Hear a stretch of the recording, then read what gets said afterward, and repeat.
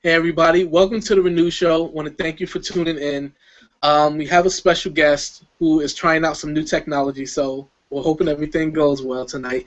But thank you guys for being a part of the show. And before we go on and start talking to our guest and I introduce her officially, I just want to let my co-host say hello to you. Hi guys, it's me, Sarah from the Smiling Loose Fat team. Hi guys, it's Sherry and Jazzwife KNS. All right, and I'm Khalif, Fat Guy Skinny Wallet. I forgot to introduce myself once again. All right, so our guest for the night, many of you already know her.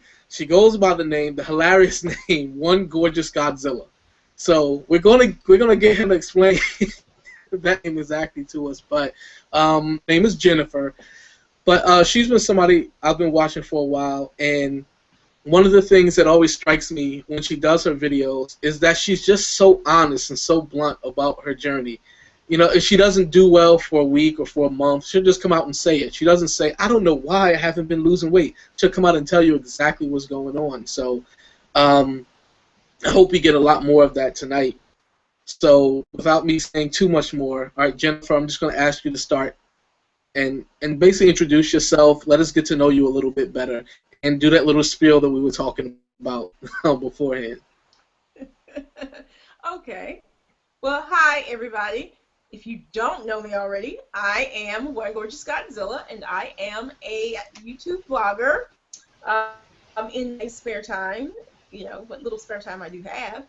I had vertical sleeve gastrectomy, and my highest recorded weight was 259 pounds. I weighed 248 pounds on the date of surgery, which was August 19th, 2013, in Memphis, Tennessee, which is where I had my surgery. And at the present time, I am 169 pounds with a goal weight somewhere in the 150s, 160. So I am fastly approaching, you know, my goal weight and 100 pounds down, which is also my objective.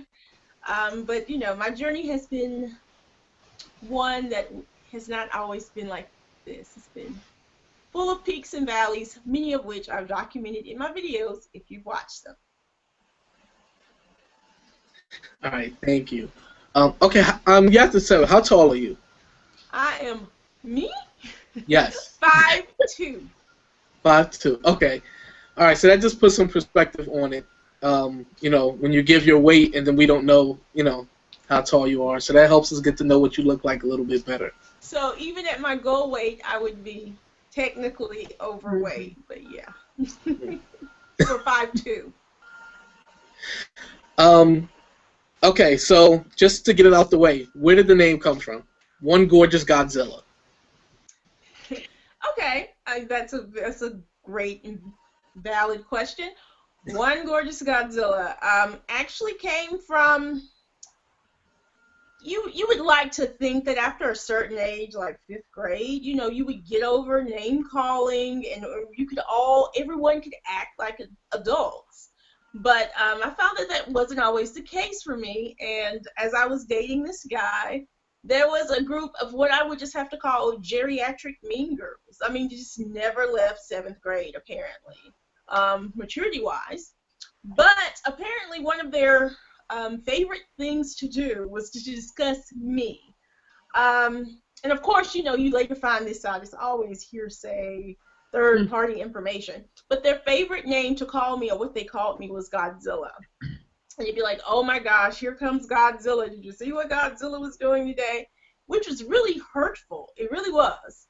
To me, even though you'd like to think you've transcended and, you know, you've risen above all of the pettiness of people in general. But that really, something about that, I said, if I ever do anything in this world, I'm going to find a way to incorporate Godzilla in the name. And try to at least remind myself of where I was and just how little people can be. So One Gorgeous Godzilla was born. And oddly enough, I've not seen the women who called me Godzilla since I've had the surgery, which is like life's biggest irony. But yeah, I guess they gave birth to this channel and to me, to Godzilla, in a strange way. All right. So, what were the things that really pushed you or motivated you to lose weight and to get weight loss surgery? Was it that? Was it that people insulting you, or were you not hurt enough by that, and it was something else that caused it? Well, yeah, insults. That was a new one for me. I just, never thought that people could just go to that level of just being that petty and superficial. But also, I've always, okay, that would be a lie. I've never really been an active person. Like, I'm not the gym, go, go, go. I played sports all throughout my life. That's not my thing. But I've always danced, and I've always tried to maintain an active lifestyle because my genetic deck of cards is really, I was dealt the crappiest hand genetics-wise. So hypertension, diabetes, and all these other things are just like all up in my DNA. So I know this. So I'm doing what I can to, try to keep my genes from ultimately, coming to fruition. And I'm on medication just like everybody else in my family. So I started working out and dancing, as I was going through college and school. I never took a PE class in my life until college, and you had to graduate. So, but I started doing these things, and I really wasn't losing weight, but I was doing a great job at keeping my blood glucose and my hypertension levels down until I couldn't work out after a car wreck. And suddenly, for all the years of working out, it was just like, we need to put you on blood pressure medication. You've developed insulin resistant. You have prediabetes. Now you have what is it called? Acid reflux or GERD. And then on top of, to add insult to injury, I was hurt in the accident and I started having all of these back complications. So carrying 260 pounds in addition to all of this other stuff, it was just really too much.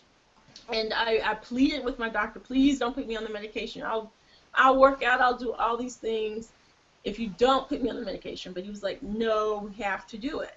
So I was like, well, I'm going to look into this surgery. If I can lose weight on that, will you take me off the medication? And so, because I'm just afraid once you get on pills, you'll always be on pills. I'm one of those weird girls. I don't know. But I just, once you get on, how do you ever get off the pills? So I didn't want medication. So this was like a last resort for me, just to do what I can seriously, to not be on pills, to keep myself from becoming diabetic, because I was on the fast track there already. In your questionnaire, you said that you allowed some people to postpone the surgery, like you would have had it sooner. Oh my gosh, yes. How Girl, did I that should have had this happen? thing at 215 pounds. if I had a crystal ball, I should have had it 45 pounds prior to when I did. But I allowed a lot of people in my life to talk me out of it. Like, oh, you can do it on your own. You're just so active. And we'll help you do it, or you're not that big. I live in Mississippi, which is, known as the fattest state in all of America. So, you see obese people, a third of our population is obese. So maybe comparatively speaking, okay, you're not that big, but if you round that, it's 300 pounds. Come on now. So, but no, I let the people, dissuade me from doing it. And, yeah, I don't know where they would have been when they were, driving me to dialysis or something, or wonder where those people would have been. But there comes a point when you really have to live for you and try to make the most of, the one life you have to live. And I don't know if that's something that comes with age, maturity, or whatever, but you have to, people are always going to have something to say. And once you come to that realization, you are like free to do whatever the freak you want, because they're going to talk no matter what. Mm-hmm. Or that's my outlook on it all. Mm-hmm. So yeah, I wish I just had been that smart or that strong or that wise several years ago and several pounds ago. Because I'd been at goal by now. Goodness. So. So you said though, as a result of that, that you felt like you were more superficial than you thought. What Yeah. did you mean exactly by that? Well, I don't know if you guys know this, but I'm a legal eagle by day. I'm a lawyer. So, um,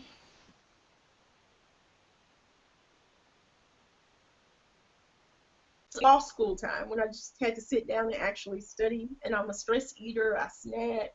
That is like my downfall in life, or one of many. But I thought because I'd once been skinny, I've been larger. I've been on the receiving end of, all of this conversation and ridicule or whatever, judgment. That, I've transcended. I could never, look at a person and think, beyond that. But I felt like I've become so self-conscious, just myself, even though I'm smaller. Like I have skin issues, and I feel like I hide myself sometimes more than I ever did when I was larger, just because I have all of these things that are so superficial. They have no effect on the person that I am. But I don't know. It's just something about the outer trappings that I just never realized how weird I was. I would wear skimpier clothes when I was 260 pounds than I would now, just because I'm so self-aware or self-conscious of things.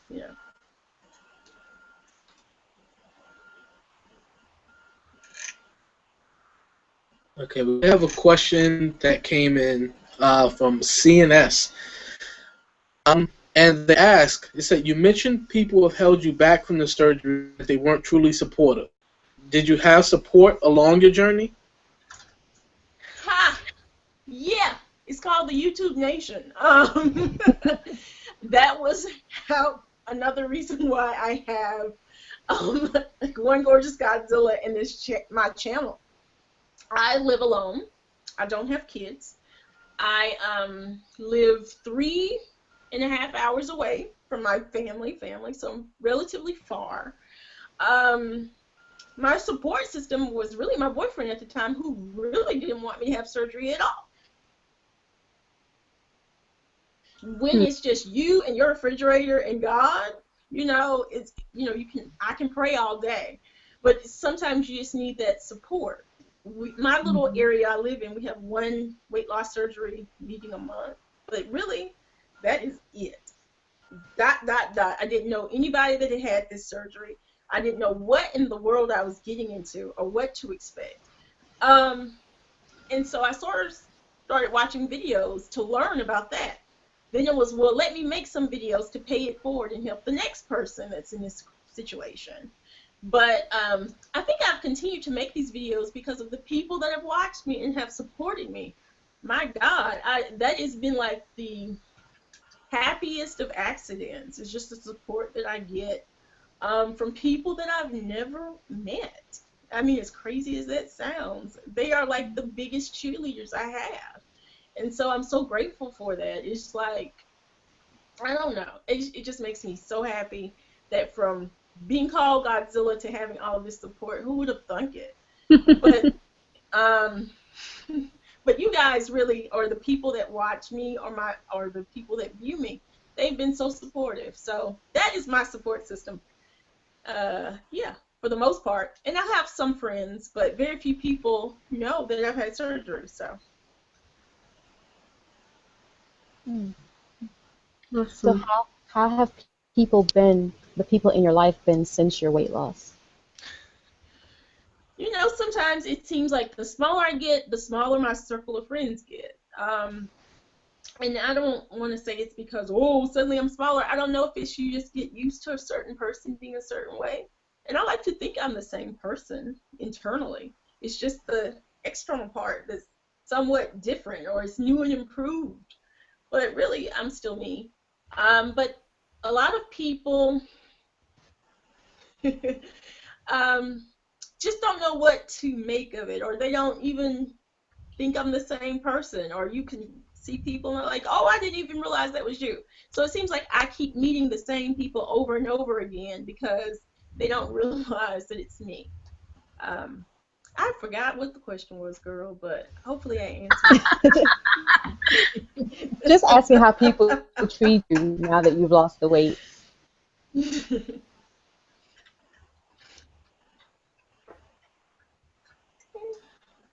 You know, it's funny because I was just going. I was telling you, I was looking through a thing for the podcast, and a couple of people said that who had lost a good amount of weight said that their circle of friends got smaller, and that they felt like people changed, you know, toward them after they had lost the weight.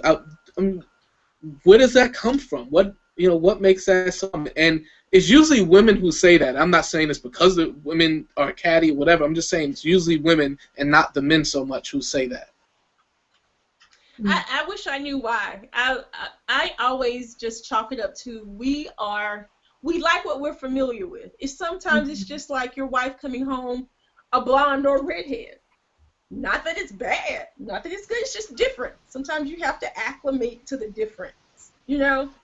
But I think it is a true thing that happens to a lot of people. I know I did not mysteriously become funnier, smarter, cuter, but you would think to some people it's like, oh my God, have you always been so funny? Or oh my God, have you always been that smart? And it's just like, yeah, you just weren't checking for me when I was bitter. Mm-hmm. Where have you been? You're the one late to the party, honestly.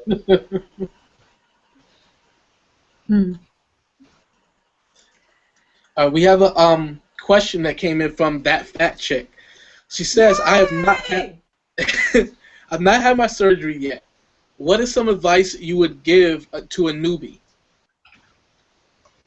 Oh wow, that's such an open question.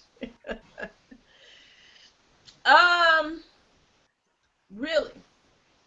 Okay. I got some advice for you. I had to think about it. It depends on how much weight you want to lose, that chick, and I mean that in the nicest way possible, because that's your name. But one of the things is start saving your money. If you lose a significant amount of weight, certain parts of my body snapped back so good you would never know, like not a stretch mark, not a nothing. Then there are parts like my thighs and stomach that are just they have given up the war. They are like in distress and stress. They are done. Stick a fork in them. I'm going to have surgery to fix some of this skin. Because like Spanx used to be like an option. Now it's like just to keep this belly fat from like flopping and like hurting folk, I gotta spank it down or something. But yeah, I had to start saving for this surgery. So a lot of people have excess skin and things that they need to have addressed at some point in this journey. You can sometimes insurance will cover certain procedures, but insurance isn't going to cover everything that I want. So I had to start saving money because some parts I miss are gone and some parts are still there, but they're just like flopping and it's not a good look. So save your money. Another thing, either live in your truth when it comes to this surgery or become a better liar. Like I said, I didn't tell a lot of people I had surgery. And when I go out to places, I cannot tell you how many times, oh, I've just eaten, oh, I'm not really hungry, oh, I'm allergic to chicken breast or whatever to like explain why is it that I'm not eating. If I could get a t-shirt that just says, yes, the food is fine, I would, because every restaurant, like managers or the waitress, is everything okay? Did you not like your food? We can get you something else. And I always have to lie and say something. And I'm just like, either I needed to just live in my truth and say, hey, lady, I had the surgery, or ma'am, everything's okay, but I just had a big meal right before I came. It's delicious stuff, so pick one. But that would be my advice to a newbie.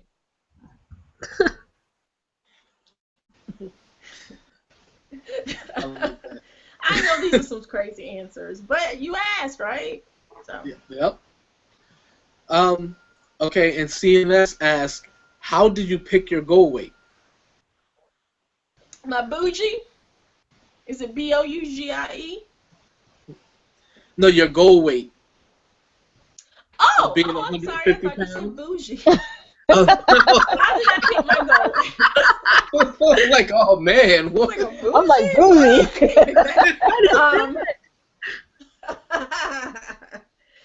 Well, how did I pick my goal weight? That's a very good question. I figured 100 pounds would be a good place to start for me.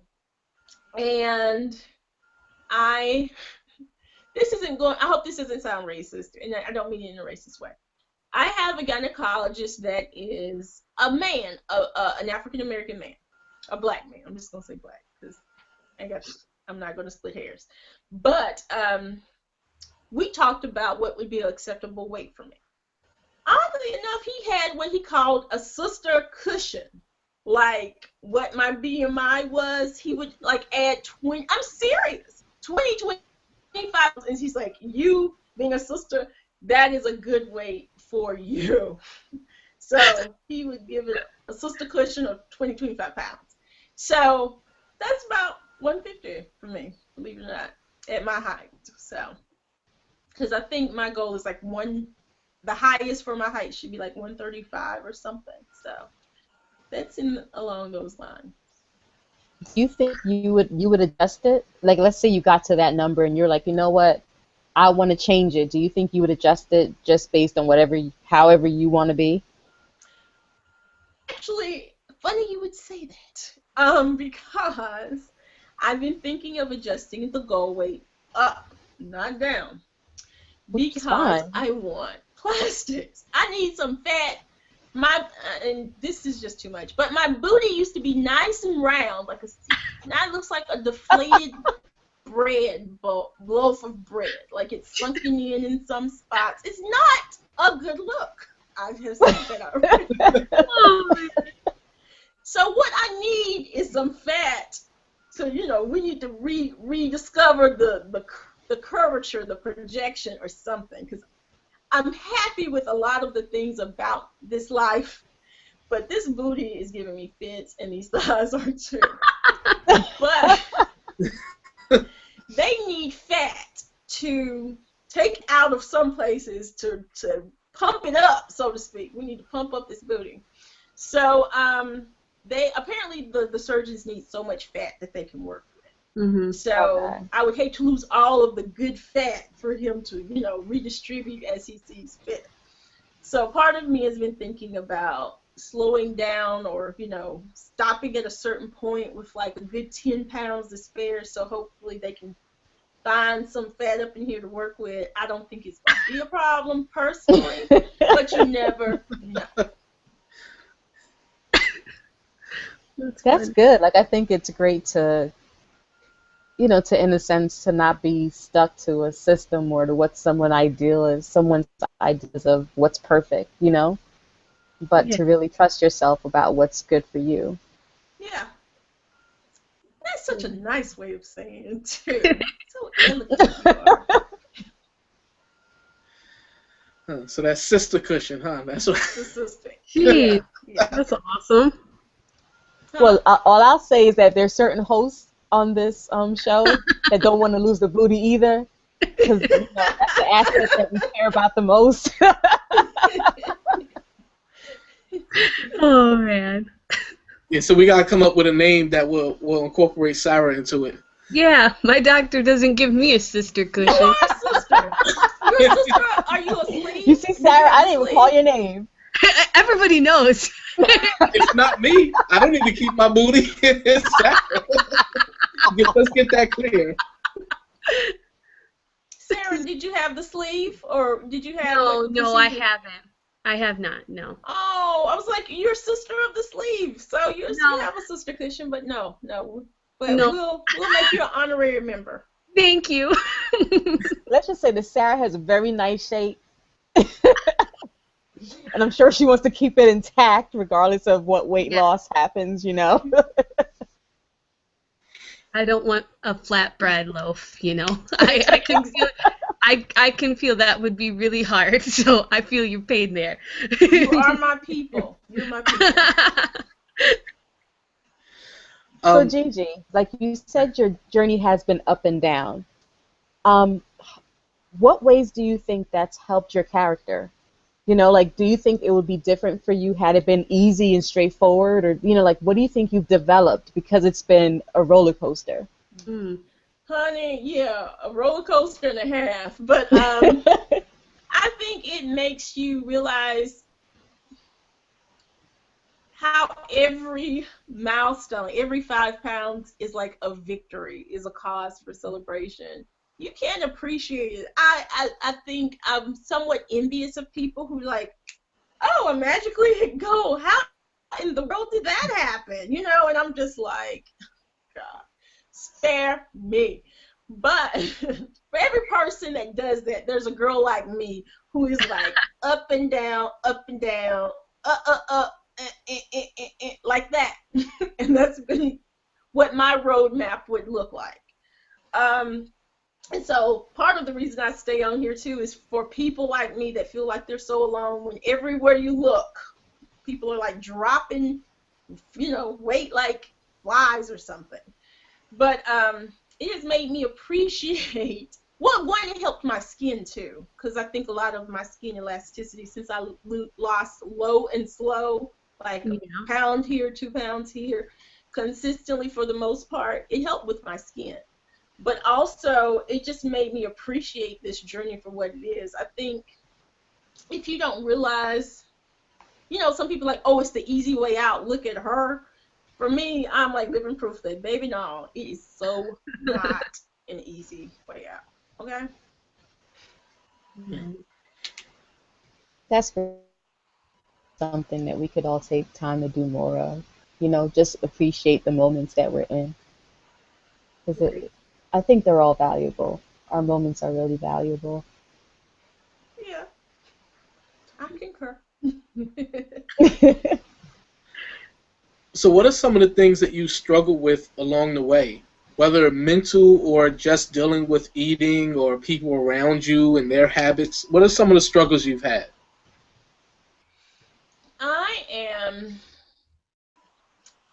I could become guilty of self-sabotage at times. Like, when food has really been the way you cope, the way you celebrate, the way you do everything, it has forced me to find different ways to replace that role that food played in my life.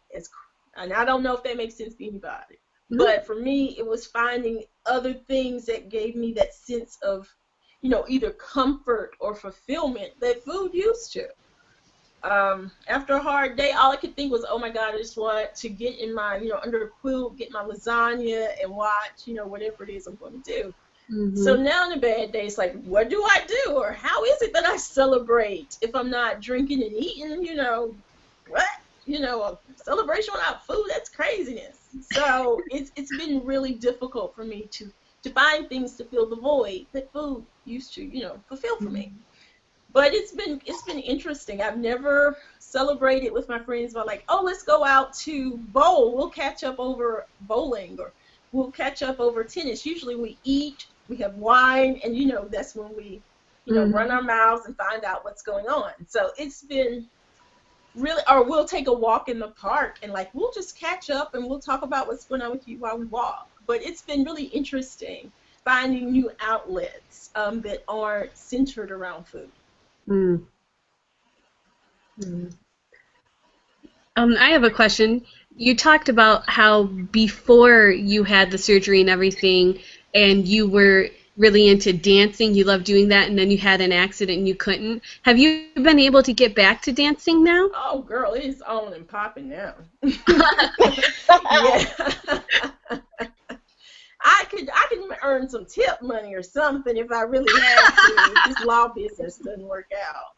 But yes, I love dancing, and I dance. Oh my gosh, today I would have went to 2 dance classes if I didn't have to stop after one to come and do this. So dancing is the only thing I've ever consistently stuck with because it's deceptive fitness. I feel that's, if anybody asks what is the best exercise to do, one that you can stick with, that is the best exercise for you. And this is the only thing I've ever been able to stick with in my entire life because it does not feel like work to me. It's like an outlet, the best and funnest outlet I have since I'm not dating. So, if you know Denzel Beckham Kojo Chestnut, have him call me, please, because it is cold and the world is a lonely place. He is going to combine them all, huh? Yeah. She gonna find a common relative for all of them. I'll just get his number. I got it right over here. Oh, God. That's awesome. I love dancing too, but I'm so bad at it. But I still do it. That's right. Do it with It's passion. the fun Give years. it, commit, honey. Whether you're good or bad, just commit all the way. People appreciate the passion. I do. You're right. It's so deceiving. You have so much fun doing it. You know, it's a lot different than like doing like an actual like workout DVD with, you know, like a Biggest Loser DVD or something. You're working out then, you know. Yeah, I called the treadmill the road to nowhere because it's the road to nowhere. Mm-hmm. Well, Kat gets her sexy back, says that squats are helping me in my deflated booty. So, Hey, girl, I can squat to this floor at this point. And the top projection, I can't explain it, but the bottom, that top is just like, no. But the squats, I'm a squatting machine at this point. Lunges and squats. And I don't know if you can build this shelf back up. It's just like, Home Depot can't put this shelf back up, honey. But I'm glad that the squats are working for you. all right, CNS asks, do you have any goals or anything you're looking forward to once you've reached goal? Ooh, that's a good question. Plastics. But outside of that, is there something that I felt like I was limited in doing? Really and truly, in January, I went to Costa Rica and Honduras and did zip lining and all these things that had weight requirements. Weight requirements that I previously could not do because I was too large for the apparatus or whatever it was that they needed us to do.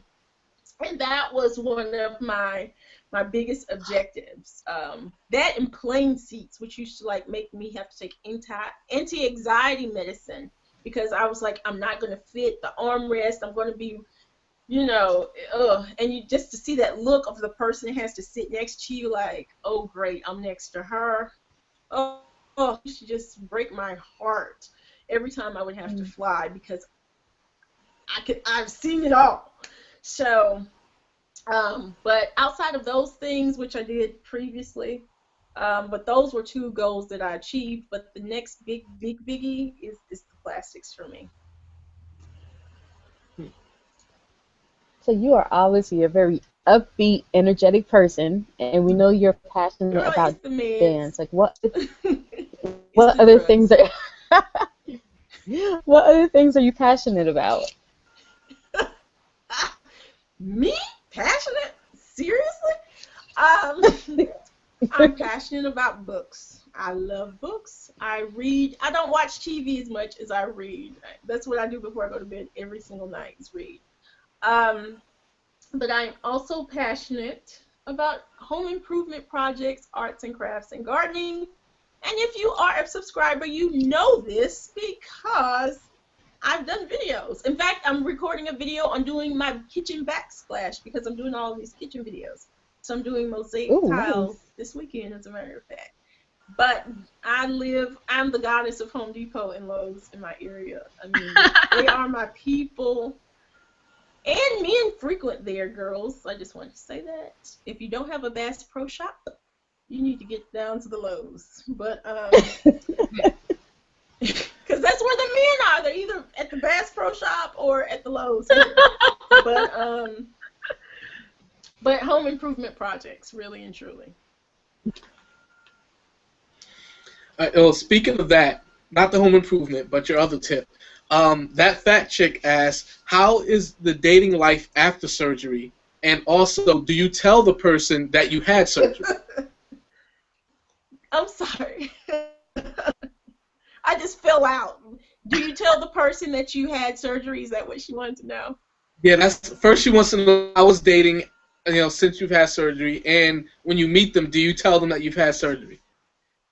That is an excellent question. Don't I always start out with that? Excellent question, for real, for real. One, I used to tell people in the beginning. I was trying to live in my truth in the beginning. But then you become, and sometimes if you're an African American in a place where there aren't a lot of you, you become the unofficial spokesperson for something. And a lot of times I became the unofficial spokesperson for weight loss surgery, which isn't a bad thing if you're going to go out on another date with this person. But if halfway through the date, you realize you don't want to go out with this person, and you spent most of the time explaining the surgery, what you can eat, what you can't, it's just too much. So usually I tell them about date 3, 4. I figure you might stand a chance of sticking around at that point. And then we can talk about why it is that I only eat this much and I have a refrigerator full of leftovers.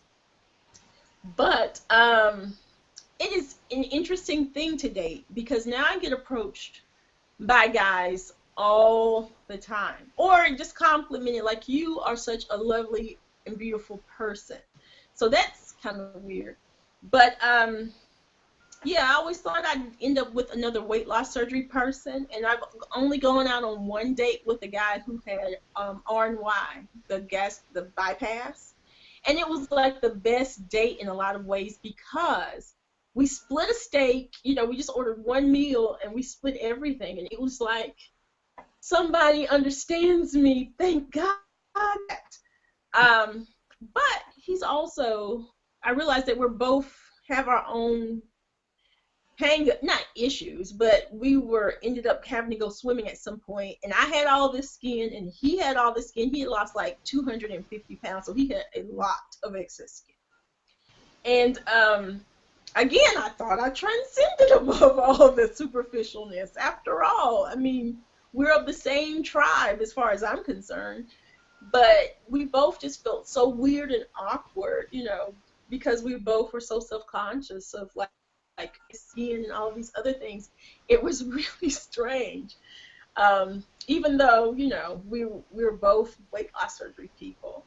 But so the dating with the sleeve has been, if I could do a YouTube thing on it, I promise you I want to. Every time I'm like, I'm going to just put it out there because it is bananas. But I don't know why. I don't want to embarrass myself or the other people that are involved in these dates. So I haven't. Okay. Oh, and you have a tip here from Canada lady. You just really making this a topic. She says you can build up the top part of your butt. It's a combination of a few compound exercises and eating a very low-fat diet, high protein and moderate carbs. And building the butt isn't just legs, it's the belly. She said, I would hire a trainer. Seriously, you'll be amazed at how much improvement you alone can do. The skin obviously must be removed, but in regards to shape, yes, you can change your entire butt. Girl, what you talking about? I might try it. We have we have trainers at the gym, and I've tried to say, now what can I do? You get on those little machines, like the glute machine, the leg press, and you do the lunges and the squats. But maybe there is something that we can do to help it along. I'm not against it. I have some free personal trainer, sessions at the gym, so I might just take her up on that because you never know. Maybe there is the miracle method that I don't know about yet that can help. It can't hurt. I guarantee you it can't hurt. Did you have any fears at all going into weight loss surgery just because it's surgery and, there's somewhat of an unknown there? yes, death would have been concern one. That was a biggie. Because, and that's what really I didn't know what to do. And I got on YouTube looking for all the things that can go wrong with this surgery. That's what started this whole thing. Was like, and how can I get effed up in this operating room? Because I need to know. I need to know the bad. And I really didn't see that much of it. But the other thing that really concerned me was that I would be that person. They always say, oh, such and such had the surgery and they gained all their weight back, or they really didn't lose weight. I work in an office with several women who've had, not knocking it, some people have had great success with it, but they had the lap band. I didn't even know these people had the lap band, if you want to know the truth. It shocked the hell out of me when I heard they had a lap band. I was like, really? Because I didn't see any significant success or progress. But I was always, in the back of my mind, concerned that I would be the one who would either not lose weight or would somehow gain it all back, in time. And it's still, I guess the regain is, it's very much a concern of mine, because as time is going on, I can eat. I long for the days when I could eat a third of a cup or an eighth of a cup of something. That is laughable at this point in time. I can eat food, and it concerns me because I've become so accustomed to a nibble here, a couple of bites there. But oh no, if I'm truly hungry, I can eat some food. And so regain has been a big concern and fear of mine at the present moment. But there have been before this one.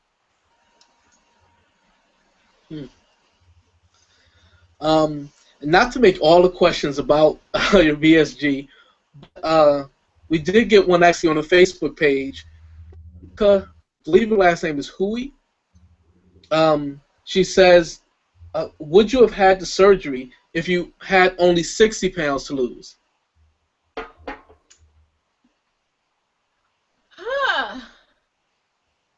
I think so, yeah. Well, it would depend on a lot of factors. One of them being your health. If you're predisposed for diabetes and all these other things, then probably that, where obesity is a major factor or a risk factor, then probably, even if I had 60, with the way diabetes and all this other stuff runs rampant in my family, yeah. Also, it may depend on my age. If you're young and you have 60 pounds to lose, probably not. Because, young people, y'all stop eating chips or something and you can lose 10, 15, or stop drinking beer. They do it all the time. It's amazing.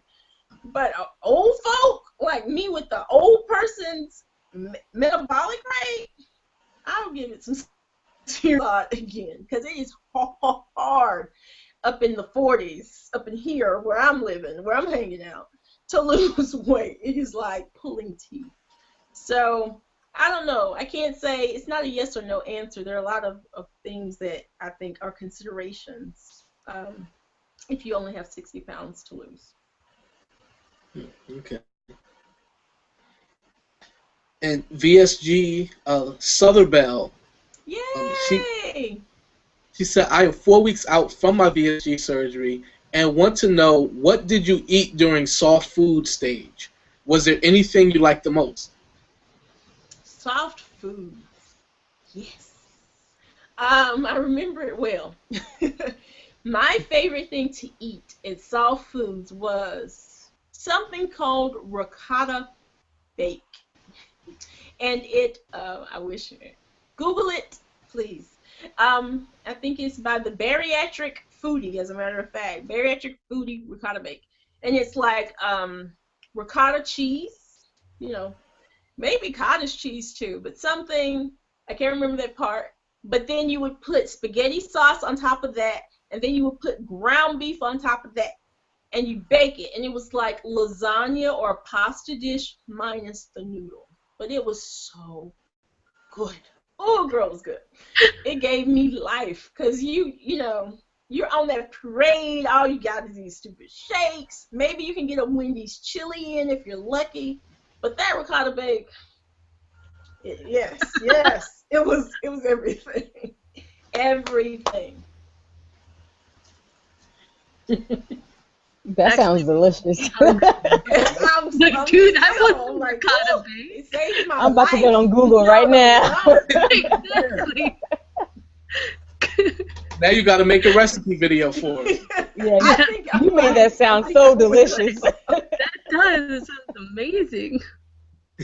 And it's so simple, but it was like real food. It was so good. So good. Okay, I have to read this from Canada Lady, because she's giving you some more advice. She said, first, she said, no, woman, hire a trainer and go every week. The goal is to go, so tell them that. The only way you know what works is to learn a variety of movements, and then you can determine what you can and can't tolerate. She said, I built my butt up 2 sizes at the same weight. Wow! Girl, Canada Lady. And I, This yeah, is us. This is us hook up now. with her. Email me at onegorgeousgodzilla. That's the number 1. Gorgeous Godzilla, one word, at gmail.com, and we will confer further, ma'am, if you don't mind. But thank you.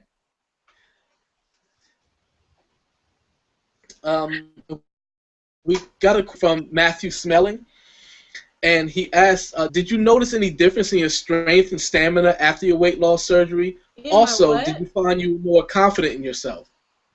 Say it again, I'm sorry. He asked if you noticed any difference in your strength or stamina after your weight loss surgery, and also, did you find you were more confident in yourself? Oh, gosh. Yes, I live in Mississippi. A walk through the parking lot at my highest weight from the car to the office would kill me. Okay? It was like, ooh, I got to take a break. I just walked through this parking lot. It was like insane. Or stairs. So, yes, just because there's less weight you lug around or haul around, you try moving in 110-degree heat at 260 pounds. It ain't fun. So in that respect, yes. Do I think I am more confident? Actually, no. But I think people perceive me as being more confident. But no, I don't think I've gained like newfound. No. I'm as confident as I've ever been. But I think the way people process it is different.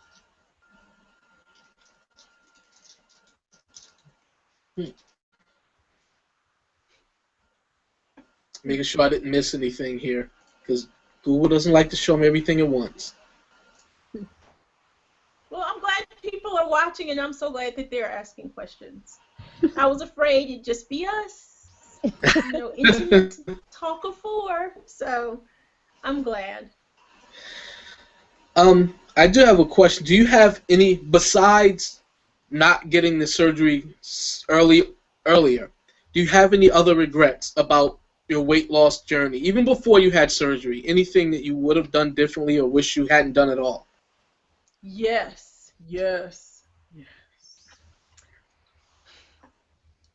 I don't know how to say this without throwing my surgeon under the bus. Make the most. They say, I don't want to call it the honeymoon phase, because it's going to be better no matter what you do, I think. But try to maximize your weight loss in that first couple of months as best you can. My nutritionist, basically, she said, just get your protein in. She had the most obscure, these were some of the most vague recommendations. There was like no calorie goal, nothing. Get your protein, focus on your fluids. That was basically it. Like, thanks for the money, get your protein, focus on your fluids, see you next year. Bam. So you could eat anything. I could eat bread, potatoes, all the things that a lot of people choose to, go without for that first couple of It's just to maximize the rate of loss. I really wish I had done that, just because I did not realize that the rate of loss for me would slow down, and that eventually I wouldn't always be, I knew that I wouldn't always be limited to such small portions. I'd eventually eat more. But if I had just focused and buckled down in that first couple of months, I think my rate of loss would have been so much better, especially with respect to carbs. This surgery has not been the magic panacea for all that ails me. I will always have to watch what I eat, especially when it comes to carbs. When me and the carb monster are like this, my weight loss is like that. It is either not moving or it's going up. And it's all on carbs. So me and carbs and just the way my body processes it, the surgery sure as hell didn't change that. So I will always have to be cognizant of that, no matter what, whether my stomach is this big or this big. So, but that has been one of my regrets, that I really didn't just get on it in that first couple of months.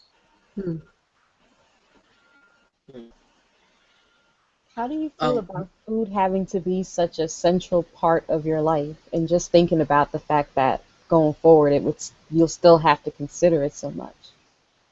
Yeah, well, for me, I do. I can only speak for me, but yeah, I do. So how do you feel about that? Oh, it sucks. It sucks. It sucks. I mean, it's like I'm still thinking about food. I thought I had this surgery so I wouldn't have to worry about food. But here I am, still thinking about food, still worrying about food, still tracking stuff, still counting carbs. When does it end, America? When does it end? I want to know. But, so yeah, food is still important, but it's just like, it's the way I view it, and my relationship with it has changed. But yeah, I'm still having a lot of the same concerns I've always had.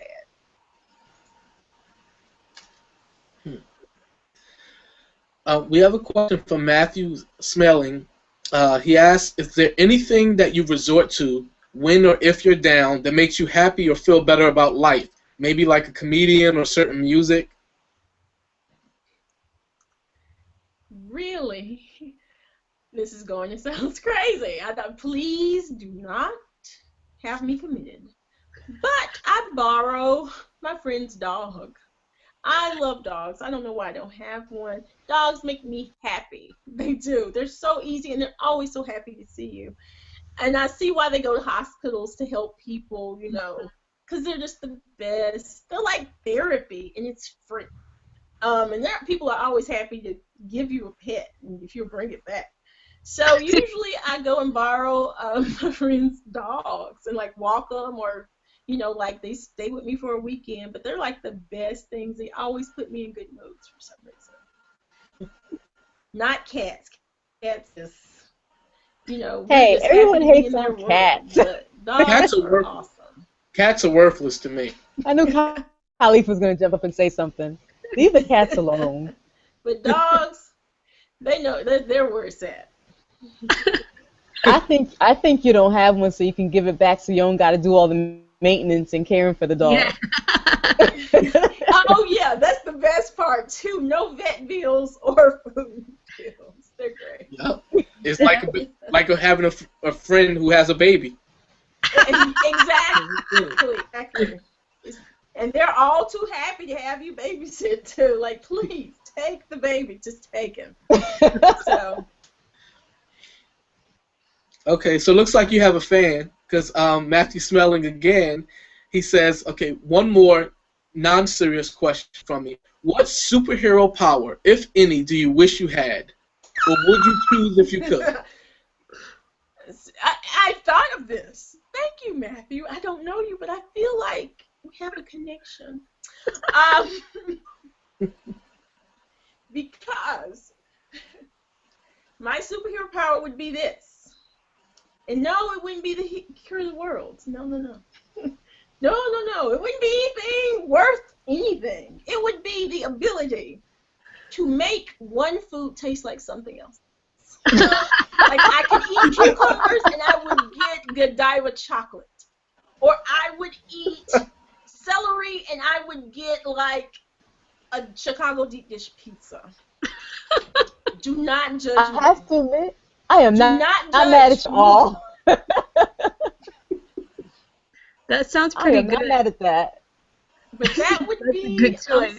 I'm sorry, but that would be the No, that's good. I can understand that. Because if I It could has eat to some be a little That Brussels was bit. an sprouts awesome and question. it would taste Thank like you. something else. Huh? Oh man. Okay, one thing. Okay, first Susan is gonna send me a message talking about cats that I should leave them alone. Come on, you have dogs and birds. You should know cats are worthless. Stop But it. anyway, you talked about. Okay, I had a question and then lost it with the cat thing. Sorry. But just comparing yourself and one of the biggest sources of frustration, just comparing your weight loss. Oh my You know, goodness, yes. can you just talk about that some? Well, I don't know. I'm on these boards, and I think I'm finally at the point where I'm gonna have to get off them because I get so agitated and frustrated. But I hate the people that are like, well, I've only lost 75 pounds, but I'm having issues. You know, it's like sometimes we're so busy paying attention to what the other brother or the other person is doing that you just fail to appreciate and recognize all of the amazing things you've done. When was the last time anybody up in here has lost like 50 pounds in like 6 months or something, you know? So what if, Joe Blow over there has lost 85, but you're negating all of the amazing things that you've done just because you're so busy focused on that person over there, you know? And I fall into that trap. I've fallen into that trap, trying to keep up with the Joneses in the weight loss surgery community. Crazy, crazy, crazy as it sounds, but I've been guilty of it because you'll see posts and they're like as big as this cup, you know, and I'm like, I don't look like that, and we had surgery like at the same time, you know. So it's always, I feel like we sell ourselves short sometimes because we're so busy doing the comparison game that you just don't fail to appreciate like all of the amazing stuff you've done, you know, in such a short time because of the surgery. So I don't know if I answered it. This is water, by the way. I'm not drinking, but I'm starting to sound like I've been drinking, but it's just water.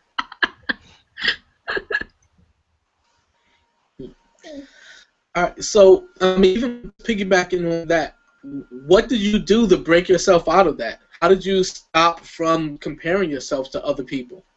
I made a Or are you video still about it working? called Keeping Up with the Joneses. And it was, sometimes these videos aren't really for y'all. It's like an open letter to me. And really, they're open letters to myself. Y'all are just like the unintended recipients, sometimes the beneficiaries of my crazy talk with myself. But pictures help me so much. These little collages, whoever came up with those pic collages, where you can put all like the little pictures or the panels, have helped me so much. Because you see yourself every day, and sometimes you get used to like, and I need photographic evidence, and I need to lay eyes on some of this progress. As my grandma would say, I need to lay eyes on what's been going on with me. And that has helped me in a lot of ways see where I've, been and where I am now. And it just helps me in so many ways. With my keeping up with the Jones-itis, it's helped me kind of kick it, because at the end of the day, this race is between me and that doggone scale, and you, as lovely as you guys are, really don't have anything to do with this race. It's mine. So I'm going to get there when I get there. Some of us are tortoises, some of us are hares, but eventually we all get there. It's just a matter of when. Awesome. All right, so we have about a minute left. So that's No, no. Okay. 1 minute for you to drop this great pearl of wisdom, this nugget of knowledge, whatever it is, as you look back on your weight loss. Doesn't have to be surgery related, but just you have someone come in here at the end of this video and they want to know, how do I get started? How do I stay motivated? How do I go from being the way I am now to being someone who is on the path to being happy? Ooh, did you go away? And what? Oh, Khalif, are you there? I'm here. Can you Oh, hear me? I'm sorry, I missed the rest of your question. I'm sorry. Oh, see? Okay, you stalling. You just trying to think of something to say. That's all right. No. No, what advice would you give someone who is just starting out or they failed for the 20th time at trying to lose weight? What advice would you give them to get started and to stay motivated on the journey? Okay. It is not considered a failure until the moment you give up, or you give in, or you throw in the towel. That, my friend, is the second you become a failure. So until then, we all fall down. Weebles wobbles, but we don't fall down. That's me. I mean, I'm a weebling, wobbling fool over here. I mean, it has not been an easy path for me, but I mean, I have a bad day. I'll have a better tomorrow. What is it? A change today for a triumph tomorrow? So, I mean, Right. you just Yes, gotta ma'am. get up. I mean, we all. So what if you fail 20 times? Tomorrow's another day. Let's, Rome wasn't built overnight. So just keep going. Even if it's little things, you'd be surprised. These little 1 pound, half-pound losses, they added up somehow magically. Who knew? So, I mean, you just celebrate it, but you just keep chipping away. That's my nugget, pearl of wisdom. Just keep pushing. Okay. All right. Thank you. I really appreciate that, and I'm sure the people watching do as well. Yeah. Just thank you so much for coming on. And, I mean, I know you had some technical difficulties with your computer, and you still broke out the phone and made it work, so I really appreciate that. Y'all just put your hands out on your computer screens just like that and just pray. Pray for my equipment, Lord Jesus. That, he will cast out whatever demon is in my laptop, because it is crucial. Okay. Thank you so much. This has definitely been a fun show. That was great. Yeah, I can tell. Yeah. All right. Yeah, thank you so much again. And everybody out there watching, thank you guys for watching. Thank you for the great questions, the comments that you guys are leaving, even how you've been interacting with each other in the comment section. I really appreciate that. Make sure you share the video with everyone that you know, and make sure you subscribe to Jennifer if you're not already. All right, guys, we're going to catch you next week, and we'll probably be putting up some updates during the week. But until then, just stay safe and continue on your journey. Good night, guys. Thanks for having me.